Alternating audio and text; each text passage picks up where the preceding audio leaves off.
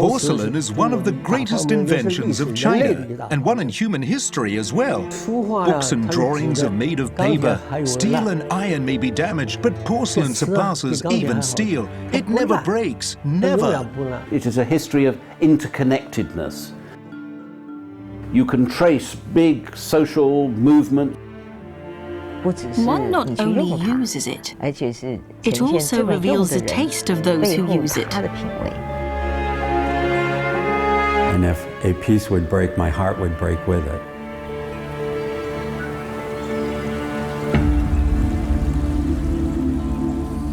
There are 3 Chinese words that have been incorporated into English. There is tea, which we exported, silk, the fabric, and then there is China, all of which are now official words in English. So broken glass, you melt down and make new glass. Textiles rot away, or you mash them up, turn them into paper. Almost every other material destroys itself or is turned into something else as it goes on. Only pottery is there and stays there.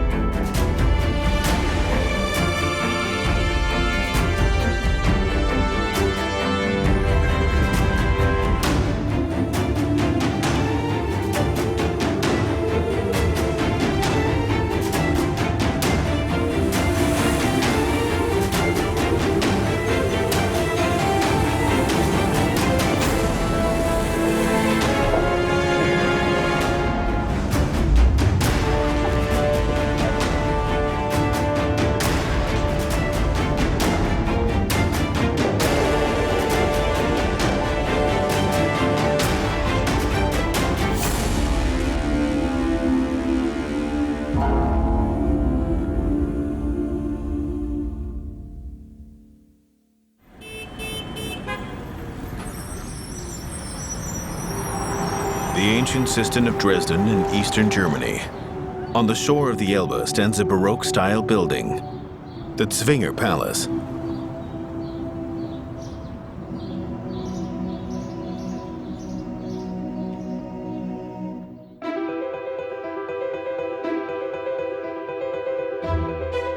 "300 years ago, a Saxon king was tormented by a certain craze in this grand, glamorous palace. In the 17th and 18th century, a material called white gold sent many European courts into a craze like an infectious disease. It wasn't what we know as platinum today, but its mysterious shine ensnared everyone just the same. It was China.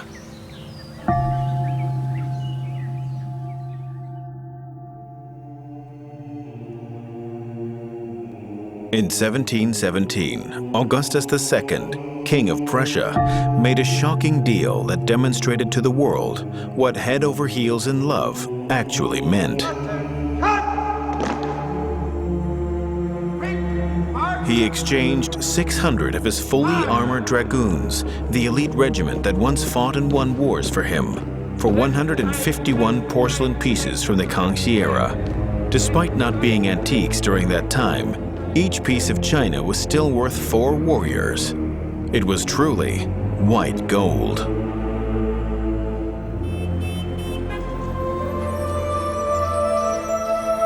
As time goes by, the legend remains. Augustus II and those dragoons may have become history long ago, but those porcelain pieces are still kept in Zwinger Palace, now a part of Germany's state art collection. These 7 blue and white porcelain jars are part of them. They now have a new name, the Dragoon Jars.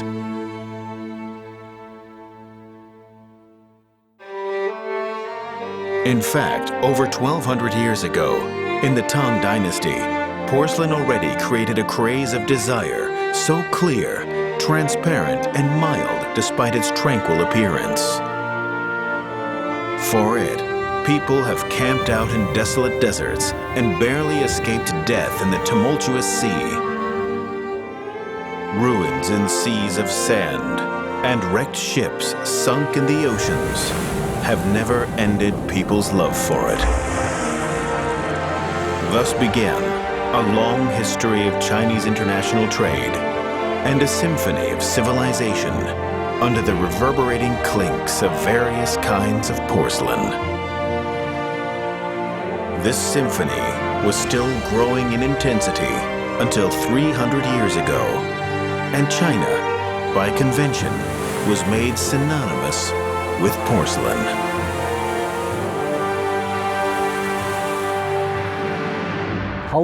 Porcelain is one of China's greatest inventions, and a great invention in human history. Porcelain doesn't exist in nature, that is without question. Despite it being an affordable and common material nowadays, since the maturation of its production 1800 years ago to the first batch of hard porcelain produced in Europe 300 years ago, porcelain manufacturing was almost exclusive to China for over 1,000 years, passing only to a few neighboring countries. In an ancient world without patents, this does sound somewhat unimaginable. Where did porcelain come from, and how did it spread across the world? Is its long history really so mysterious? It's a major breakthrough in the history of science. It's a staple craft in China. It was a secret. The Chinese knew that they had a product that was valuable. In Chinese, porcelain and pottery are often grouped as one category called Tao Qi. The Chinese character for porcelain can be taken apart as secondary tile. Tiles are pottery, and porcelain came from pottery. In the Song Dynasty, Sima Guang called porcelain the hard form of pottery. Thus, to find the source of porcelain, we must first look into the source of pottery.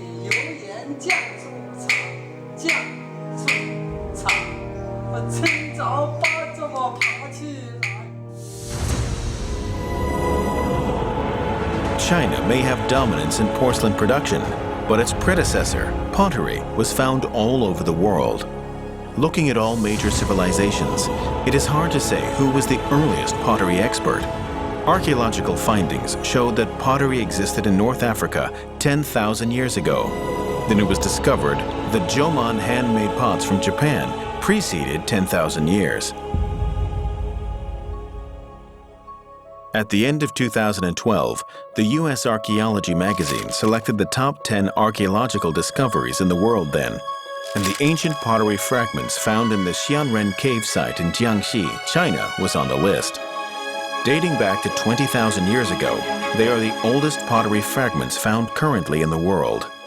After restoration, they were determined to be components of a big pot. Coincidentally, Xianren Cave is only about 70 kilometers from the porcelain town of Jingde.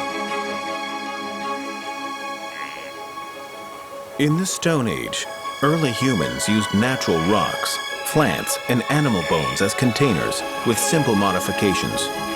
But they were inconvenient and hard to heat up with fire. Those humans already mastered how to use fire, which lit up the dark, chased away the cold, and scared off wild beasts. But most importantly, it changed their habit of eating raw food for cooked, healthier food, extending their lifespan and allowing them to propagate. Therefore, they were in urgent need of a container that could be used to process cooked food.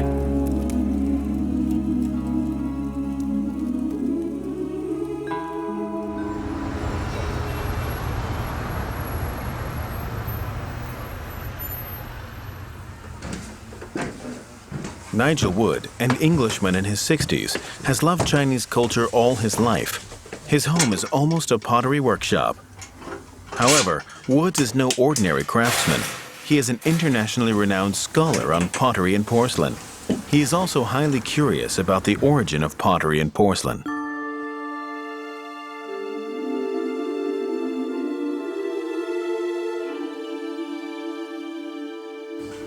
I think that's a very, very difficult subject. Lots of scholars have tried to understand this great leap, you know, that allowed this to happen. Some people think that if clay were used inside a basket to make it waterproof and it were put on a fire, then you would end up with a ceramic vessel. A lot of questions still on the very beginnings of fired vessels. Chinese historical texts credited Emperors Yan and Huang with the invention of pottery. According to legend, a man from Ningfeng covered a fish in mud and grilled it in fire to cook. Then he left for something urgent, and when he came back, the fish was burnt. However, the mud on the fish's body became a hard shell that didn't leak one drop of water. The attentive man was inspired and repeated the process. After a long time of firing, an earth-made container was born. Emperor Huang was delighted and appointed Ningfeng Zi as the pottery official. This apparently was at least 10,000 years later than the pottery fragments found in Xianren Cave in Jiangxi. But the invention process it conveyed was most representative, no less than Newton and the apple. As an English scholar said, pottery is an index of civilization.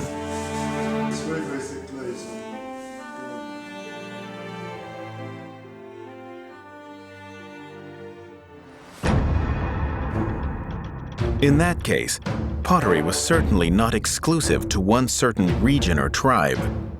Archaeological findings increasingly show that despite differences in time, there are signs of pottery in almost every ancient civilization in the world. The question many academics are asking themselves is, was it passed on in a master-apprentice relationship? Or was the pottery invented by chance repeatedly across the world?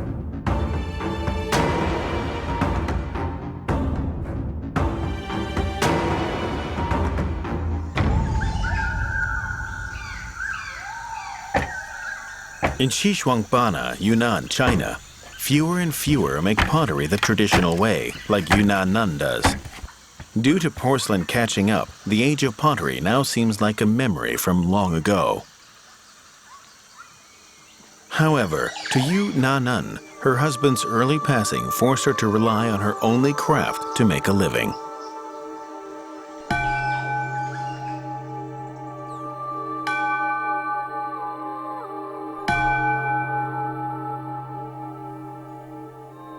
Sometimes it's too hard, and I wish for help as well.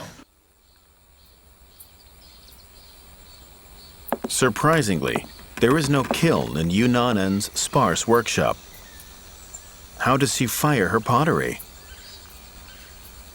The answer is surprisingly simple. All Yu Nanan does is gather a pile of wood on the ground, put the greenware directly on it, cover it all around with straw, then seal everything tight with mud. Finally, she lights a fire through a small hole, and then all that's left is a 10-hour wait.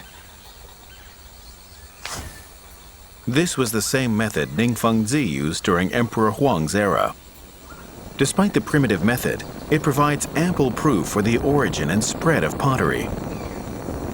Before our ancestors invented the kiln, this firing by piling on flat land was once commonly used. On a certain level, it served insulating and thermostatic purposes.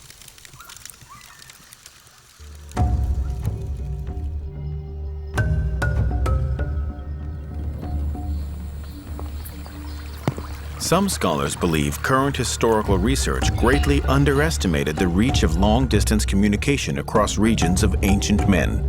The evidence being the pointed bottom jars found in almost every civilization. Its appearance is baffling. What is the purpose of the pointed bottom?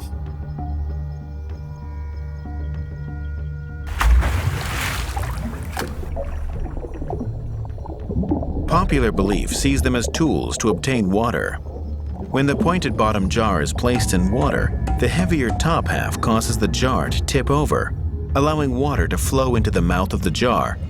However, some scholars hold opposite views, believing it to be a ceremonial container. Whatever it is, without any interaction between civilizations, the question remains why this strange container was widely popular thousands of years ago. Interaction has always been a particularly attractive and most complicated question. Human mobility is very strong as well. You must take into consideration how long this activity went on, possibly for hundreds, even thousands of years. Perhaps pottery was passed along between different civilizations. Or maybe they developed independently, because the raw material for pottery can be found and obtained almost anywhere. Similarly, water is essential to humankind. When earth meets water, it softens and becomes malleable to be made into various tools and containers. In the two great civilizations of the East and West, both include stories of the molding of clay into humans, one being Nuwa, the other god. Did one of them copy the other, or was it just mere coincidence? However, we can at least say this match between water and earth form the basis of civilization. All they need is fire, the element to transform them. When natural fire became a torch in the human hand, it transformed earth and its flames to pottery. Without fire, humans might never have broken out of prehistoric times.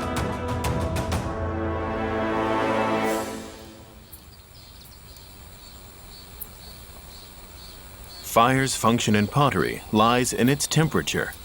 Yunnanen's simple method may allow her pottery to be fired at almost 900 degrees Celsius, but without a kiln, it is most difficult to control the temperature.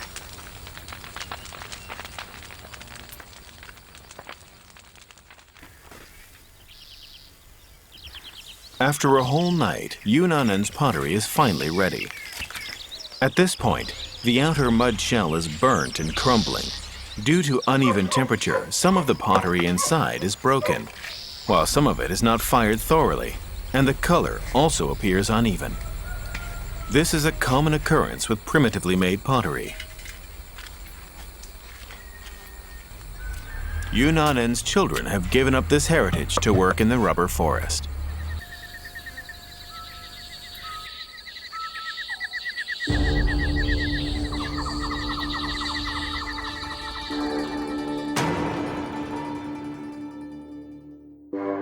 In 1954, archaeologists found not only large numbers of colored pottery, but also 6 nondescript earth mounds at the Banpo site east of Xi'an.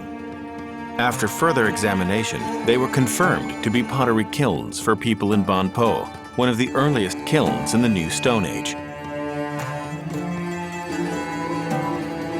Because of the separation of the combustion chamber and the firing chamber, the fire won't come into direct contact with the greenware, but the kiln is more tightly sealed, ensuring not only a temperature of over 900 degrees Celsius inside the kiln, but also even distribution of the heat. That means the people of Banpo were already more skilled at pottery than Yunnanen 6,000 years ago. They had already noted the importance of temperature to the quality of the pottery.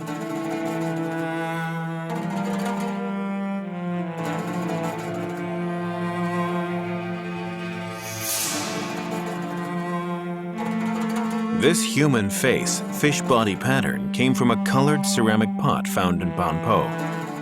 But this beautiful pot played a tragic role in a terrible story.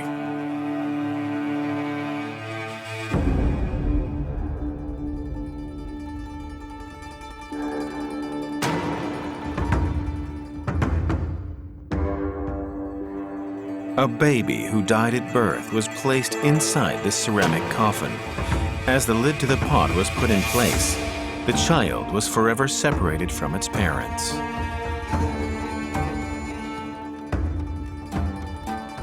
Time goes on, but this beautiful fish-patterned pot passes on a sadness from ancient times.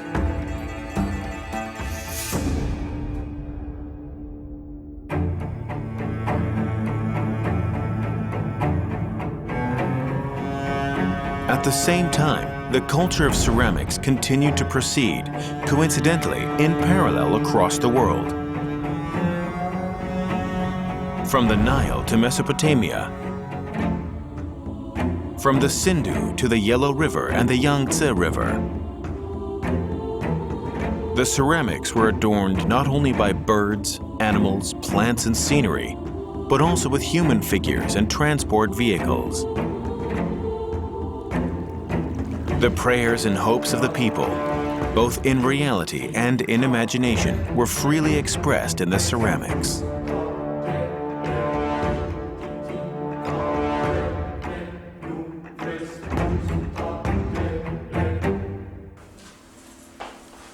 This is the signature eggshell ceramic from the Longshan culture 4,000 years ago. The wall of this goblet is within 1 millimeter at its thickest and less than 0.2 millimeters at its thinnest, truly thin as eggshells. Furthermore, due to having fine clay as its raw material, as well as the effects of charcoal smoke in polishing, it is shiny black all over. It has been acclaimed as the epitome of prehistoric pottery and was the most intricate work on Earth at the time.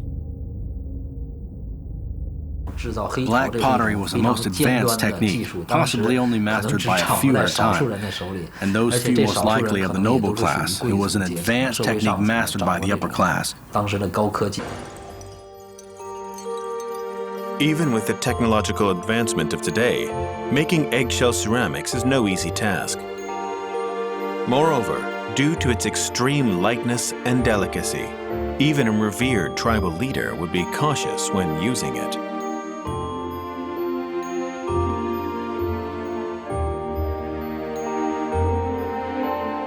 Why did our ancestors pour such time and effort into this seemingly impractical task? There seems to be just one solution. This was never an everyday utensil, but a ceremonial utensil that symbolized status and reverence in major ceremonies and rituals.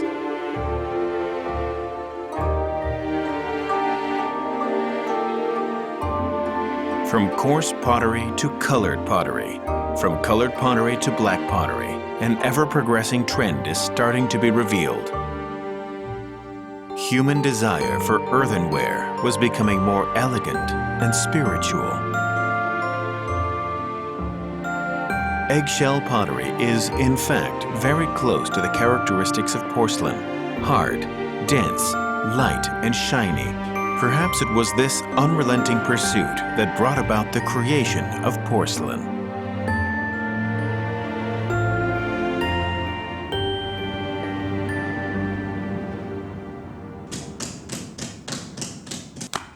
Bai Zhongjun and his wife from Chengcheng, Shaanxi, have always made pottery the traditional way, by using clay mixed with sand.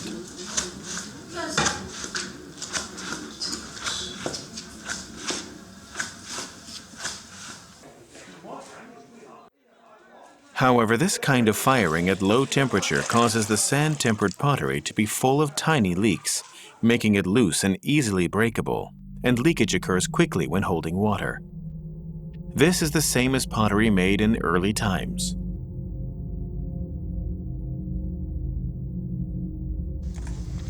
Despite the primitive skill and low selling cost, Bai Zhongjun is reluctant to give up.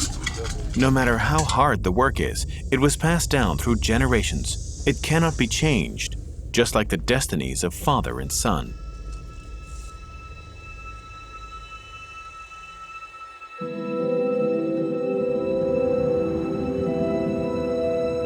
Heaven's blessing is not an answer for historical happenings.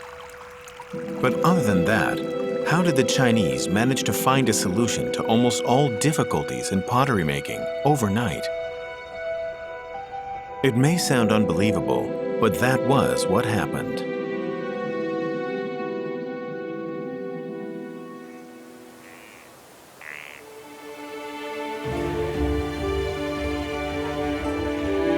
The pottery from Longshan culture is world-renowned, but apart from black pottery, few know of another kind of pottery, white pottery, that was even more similar to porcelain. The name of this ceramic is called gui. Its unique white color is worth noting. It turned out that it wasn't made from ordinary clay, but from clay with a high content of porcelain clay. Instead of breaking, porcelain clay becomes even stronger, finer, denser, and waterproof at high temperatures of over 1200 degrees Celsius. If it was covered in glaze, it would essentially be the same as porcelain. The question is, in the New Stone Age 4,000 years ago, who first discovered the secret of porcelain clay?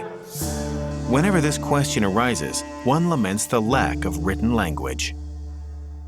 History of interconnectedness, that particularly when you come into the historic period, you can trace big social movements, you can make connections.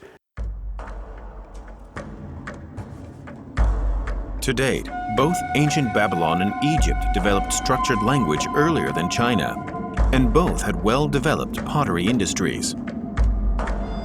Ancient Greek pottery was dazzlingly beautiful, yet none produced anything similar to Longshan white pottery, which naturally had no written records of it.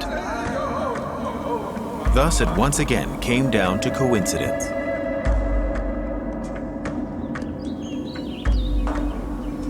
As everyone was experimenting with different materials and pottery, it was possible someone used the porcelain clay at his doorstep to make greenware. And it so happened that the dry wood and strong wind fanned the fire and made the kiln temperature overly high. One can imagine the potter's disbelief when he anxiously hurried off to his kiln, and instead of his imagined disaster, a white, clean, shiny, clinking white ceramic work was born. Even if he had no idea this happy accident heralded the birth of porcelain.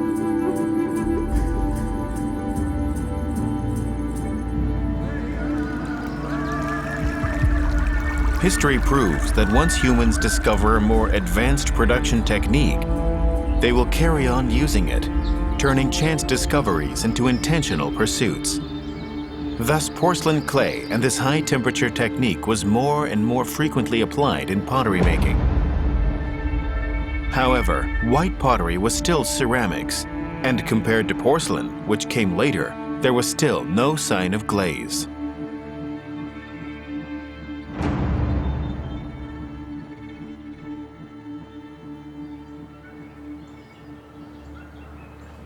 In Washan, Shimeng County, Yunnan, the thick mountain forest is swallowed in a sea of clouds. This closed environment hides many ancient historical remains.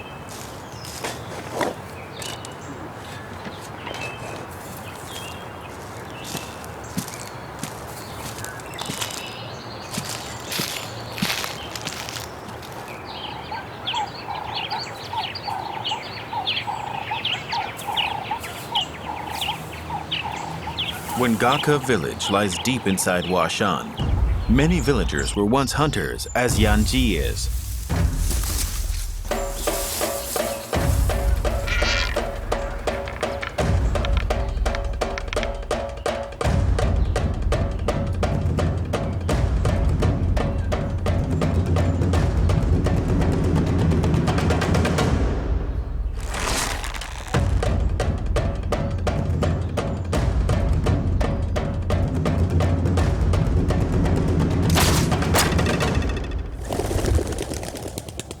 For hundreds of thousands of years, this forest has satisfied people's various needs. Today, the world seems to have changed. Yanji returns home empty-handed.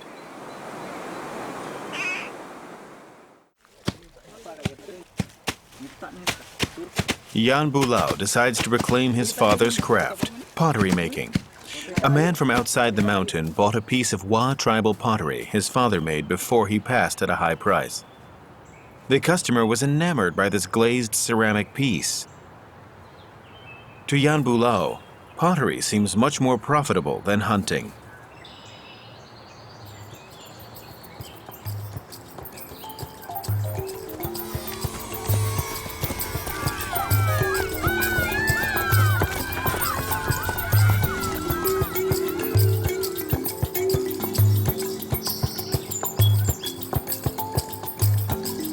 Apart from that piece of ceramics, Yan Bulao's father also left him a small piece of pine tar-like substance. The secret of the glaze-like shine on wall earthenware lies completely in this substance. Yan Bulao needs to go into the forest to find more pine tar. Yet in this primary forest in the mountains, it's like looking for a needle in a haystack.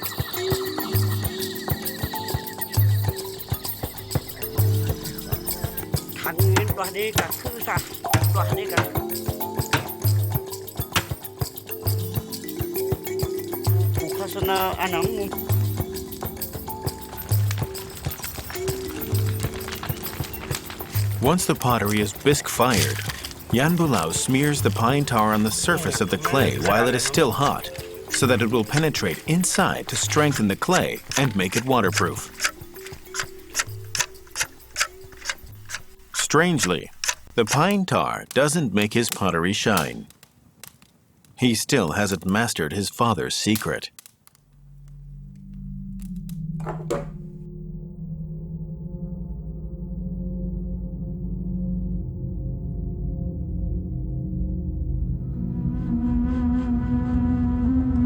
Certainly, this is one of the oldest existing pottery glazing methods today. Although there are no historical records on this, humans had undoubtedly been trying different methods to make pottery colorful and dazzling throughout the ages.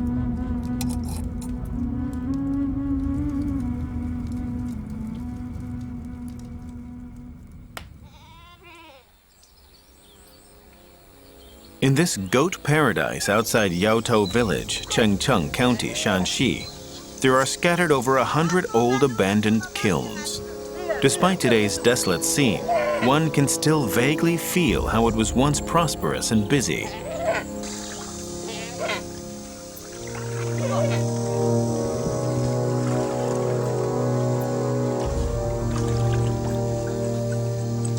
Nowadays, only Zhou Tiehuai and his wife still live on this abandoned mountain with their pottery, their failing bodies tying them down firmly to this place.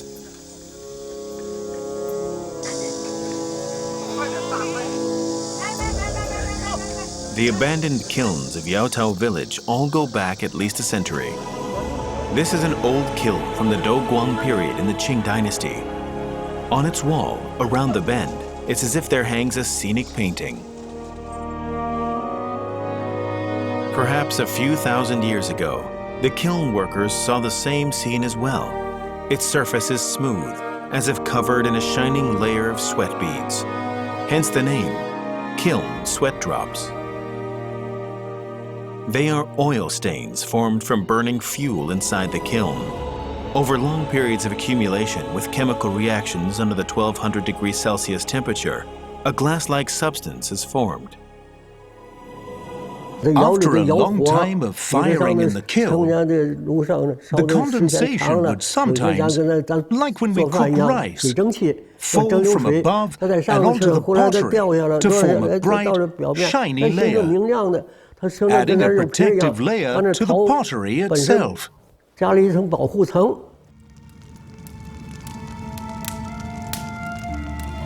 Over time, the phenomenon in the kiln could have inspired our ancestors to pursue this shiny effect on the pottery. And so, glaze was born.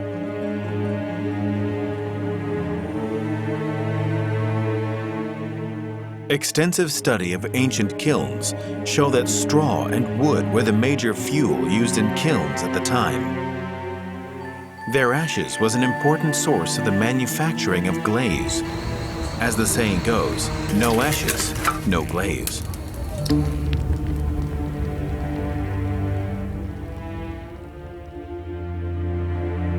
No less than 3,000 years ago, the Chinese had already mastered the technique of ash glaze.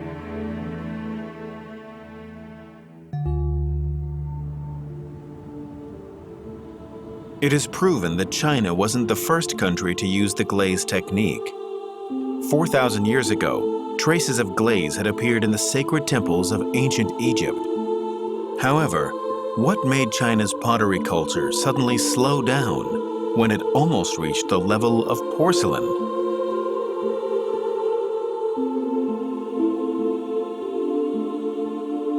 Ceremonial objects granted pottery spirit and promoted its rapid development. But in China, since the Xia and Shang dynasties, such objects gradually withdrew from the sacred hall. Their spotlight was increasingly replaced by another material. Many people thought ancient bronze objects came originally in that green color. In fact, it is the result of hundreds and thousands of years of oxidization. Bronze is an alloy of copper and tin. Fresh out of the furnace, it feels and looks completely like gold. Its sturdiness, strength, and elegant grandeur does make fragile pottery pale in comparison. Chinese pottery could only find another way to develop.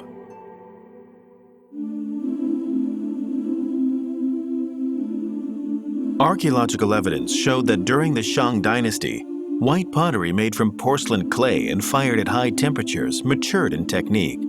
With the appearance of glaze, ceramics gradually shook off the outdated feel of the original color and slipped on shiny new clothes. However, many scholars believed the preliminary phase of Chinese porcelain had already arrived silently under the shadow of bronze objects in the form of glazed pottery or proto-porcelain.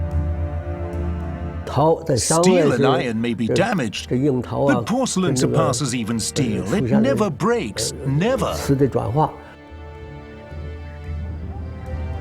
Despite its origins in pottery and ceramics, porcelain is also essentially different.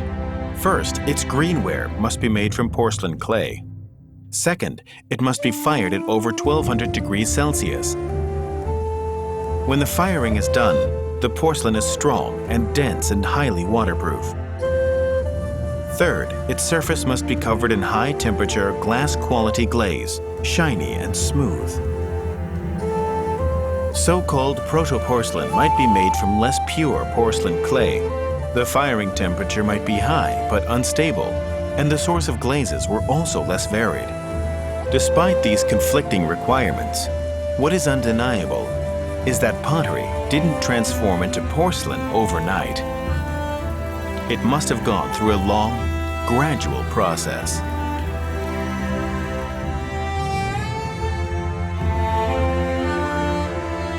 In other ancient civilizations in the world, pottery roamed a vast era of up to 10,000 years, yet never transcended to the highest level of porcelain.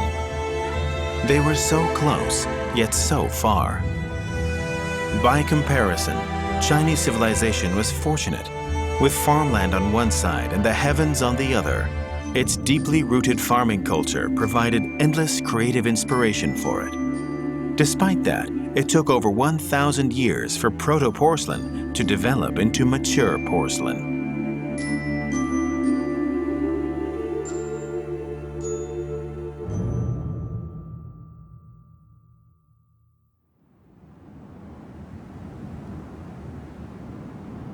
In Shipu village, Shangyu, Zhejiang, 58-year-old Dong Shui-gen is in charge of looking after a thriving tea plantation. Zhejiang is famous for its tea because of the ideal geography and climate. However, Dong says it's because of the good tea equipment that prompts the tea trees to grow hard.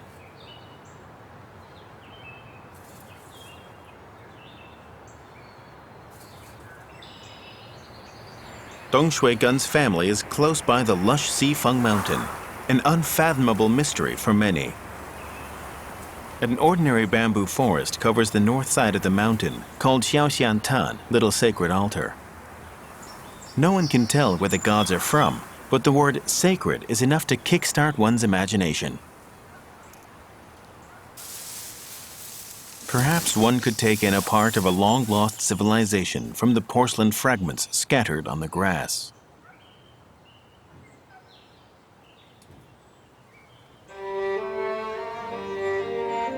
In the 1970s, someone finally bent down and picked up a few of these memory fragments from this long-forgotten and abandoned kiln. After a series of chemical and physics decoding, the message from 1800 years ago was finally understood. These shattered porcelain fragments were enough to piece together a memorial that would have had people looking up at it. They are an ancient treasure, strong, waterproof, heavily glazed, with a reverberating sound that rivals that of today's porcelain.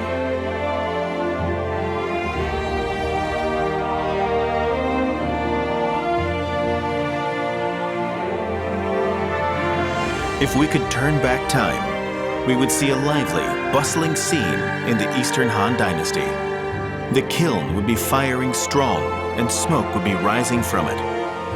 Porcelain clay could be found everywhere, and pine trees covered the mountains. All the materials, fuel, and glaze needed for making porcelain could all be easily obtained. The Dragon Kiln was at the height of its development since its invention in the Shang Dynasty, easily bringing the firing temperature to 1300 degrees Celsius. All in all, this met the necessary conditions of making porcelain. From proto-porcelain to mature porcelain, the process finally came to fruition after 1,000 years of nurturing. To this day, the earliest known porcelain object with actual meaning came from this place, Xiaoxian Tan. Tiger container, an awkward-looking tiger with its mouth wide open, is often seen when porcelain was first born. It is not the most beautiful, yet it is funny and lively. Why was the elegant porcelain so full of comedic fun at its birth? Some say it was an iron that held hot water or charcoal. Some say it was just a water container for watering flowers. Some even say it was a night urinal for men in ancient times.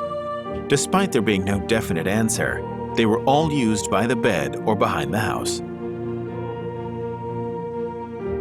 Why didn't porcelain go its old route of ceremonial objects instead of becoming so down-to-earth with the people?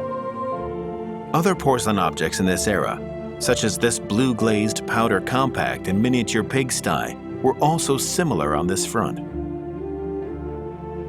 This blue-glazed figure jar includes buildings, gods, the Buddha, and a large number of birds and animals. They not only look highly realistic, but also carefree and joyous.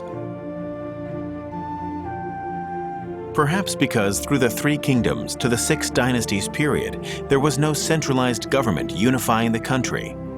Thus, scholars and learned men often indulged in the scenery and the liberal atmosphere in the Six Dynasties period. Porcelain thus enjoyed much more freedom for development. Why is porcelain so essential in Chinese culture? Because one not only uses it, it also reveals the taste of those who use it. In fact, although the ritual-heavy Confucianism had already become mainstream in the ruling class since the Han Dynasty, bronze objects had long been replaced by iron objects. The era of one material gaining dominance was about to be replaced by a time where multiple elements shone simultaneously. Porcelain managed a glamorous transformation from the era of ceramics, but its role would change over the eras based on their various characteristics. This was also why it stayed so much alive.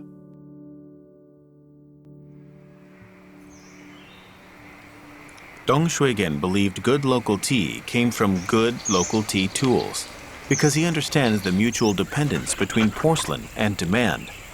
Development only occurs when there is demand. As one of the birthplaces of mature porcelain, Xiaoxian Tan laid the foundation for the glory of blue-glazed porcelain from the later Yue Kiln.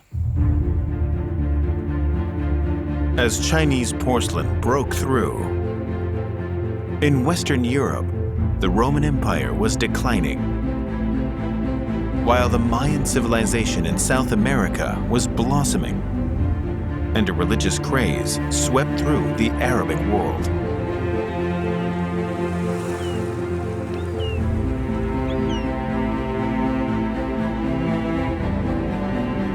At this point, the East and the West were still isolated from each other, but Zhang Tian, Ban Chao, and Gan Ying, among others, had all been to the West as ambassadors, going as far as the Persian Gulf. In the Eastern Jin Dynasty, Faxian traveled to India for Buddhist scriptures, going there by land and returning by sea. The Silk Road, be it by land or by sea, a glamorous explosion was waiting to happen. China was also gradually coming together once more after a long period of separation, and was about to welcome an unprecedented, prosperous era. Porcelain, whether of its own volition or not, would be swept forward by time, and along with silk and tea, it would bear witness to China's thousands of years of civilization and its history of international cultural exchange. Steel and iron may be damaged, but porcelain surpasses even steel. It never breaks, never. Almost every other material destroys itself or is turned into something else as it goes on. Only pottery is there and stays there. Porcelain trade, this tantalizing symphony that holds no fear for sandstorms or long journeys over tossing waves, stirred heartstrings and reverberates over time once it was played.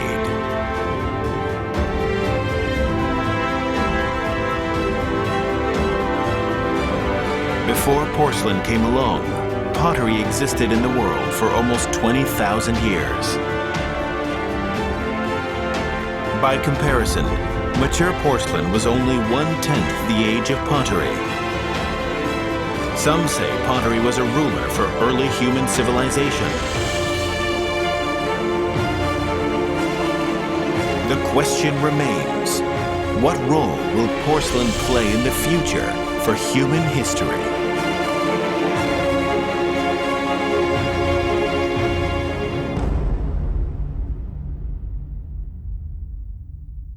Head over heels in love, it makes all other beauty pale in comparison. China has so many quality things. Forever young, expanding humans' perspective and looking back on history. We don't need to look to China for the use of blue.